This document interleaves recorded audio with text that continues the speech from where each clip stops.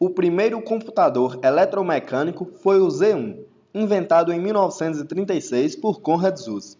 Constituído de relés, efetuava cálculos e exibia os resultados em fita perfurada. Logo depois veio o Colossus, projetado pelo engenheiro Tommy Fowler. Mas a história da tecnologia começou a ganhar forma com o primeiro computador digital eletrônico de grande escala em 1943, durante a Segunda Guerra Mundial. Foi inventado o ENIAC, que pesava 30 toneladas e tinha 5,5 metros de altura, 25 metros de comprimento, com 70 mil resistores e 17.468 válvulas. Consumia 200 mil watts de potência e ocupava várias salas. Quando em operação, produzia tanto calor que necessitava de um sistema de ar forçado para arrefecimento. Era tão grande que tinha de ser disposto em formato de U, com 3 painéis sobre rodas para que os operadores pudessem mover à volta dele. O computador foi criado pelos cientistas norte-americanos John Preston Eckert e John Moseley, da Electronic Control Company. Na época, o ENIAC se destacou por realizar 5.000 operações por segundo, velocidade 1.000 vezes superior à de seus antecessores. Hoje, se comparados com os computadores atuais, o poder de processamento do ENIAC seria menor do que o de uma simples calculadora de bolso. O computador começou a ser feito em 1943, para auxiliar o exército norte-americano a fazer cálculos de balística.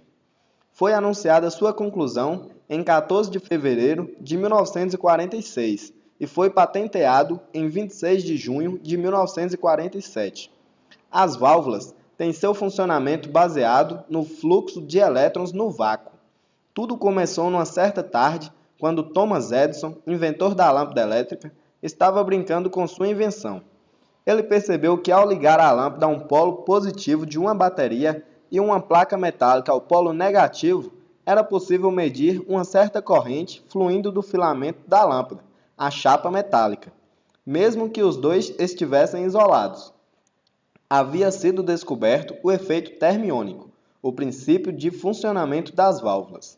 Uma válvula é, de forma simples, um tubo metálico de meia polegada selado em vácuo de dentro de um tubo de vidro, onde uma corrente de elétrons pode passar entre os eletrodos. Os tubos de vácuo foram fundamentais para o desenvolvimento da rádio, televisão e gravação de sons.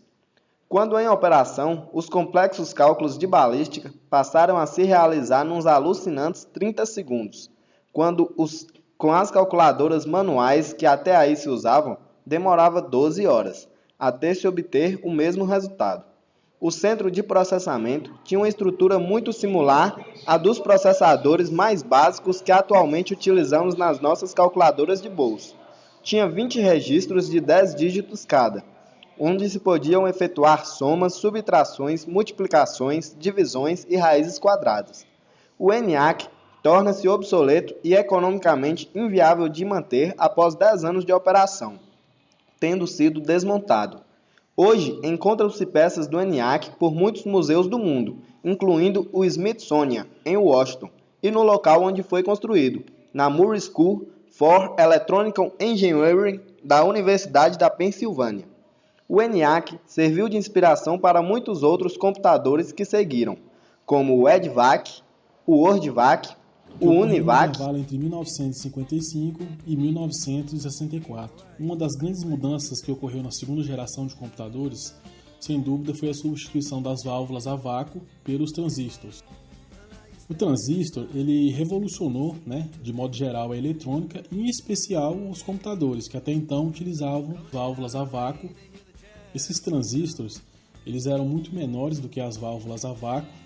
Eles não exigiam tempo de pré-aquecimento, consumiam menos energia, consequentemente geravam menos calor e eram mais confiáveis e rápidos do que as válvulas a vácuo. Então, no final da década de 50, os transistores eles foram incorporados aos computadores, tornando as máquinas menores fisicamente e mais confiáveis. Pode citar como exemplo o IBM 7030, foi o primeiro computador lançado na segunda geração, desenvolvido pela IBM. Seu tamanho era bem reduzido comparado com máquinas como o ENIAC, podendo ocupar somente uma sala comum. Ele era utilizado por grandes companhias, custando em torno de 13 milhões de dólares na época. Esta máquina executava cálculos na casa dos microsegundos, o que permitia até 1 milhão de operações por segundo. Dessa maneira, um novo patamar de velocidade foi atingido. Comparado com os da primeira geração, os supercomputadores, como o IBM 7030, eram mais confiáveis. O PDP-8 foi um dos minicomputadores mais conhecidos da segunda geração.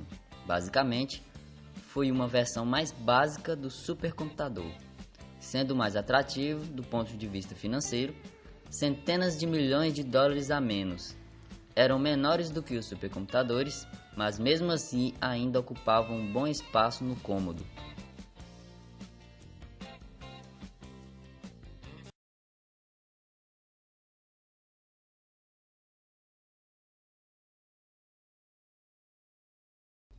A terceira geração de computadores é marcada pela utilização dos circuitos integrados, feitos de silício. Eles também eram conhecidos como microchips e eram construídos integrando um grande número de transistores, o que possibilitou a construção de equipamentos menores e mais baratos. Como vocês podem ver aqui na imagem, essa é a comparação entre o tamanho de um microchip e uma moeda.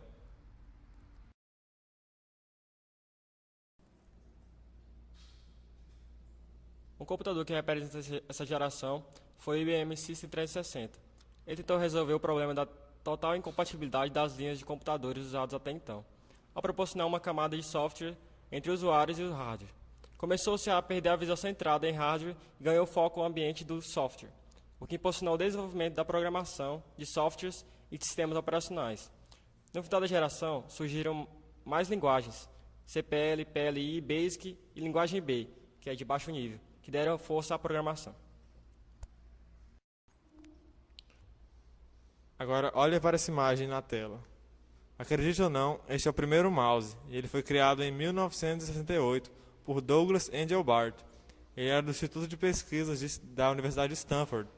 Essa era uma versão inicial de madeira e ela só possuía um botão. Outra novidade em relação a essas partes do computador foi em relação ao armazenamento, que foi feito em fitas magnéticas, que era uma novidade para a época.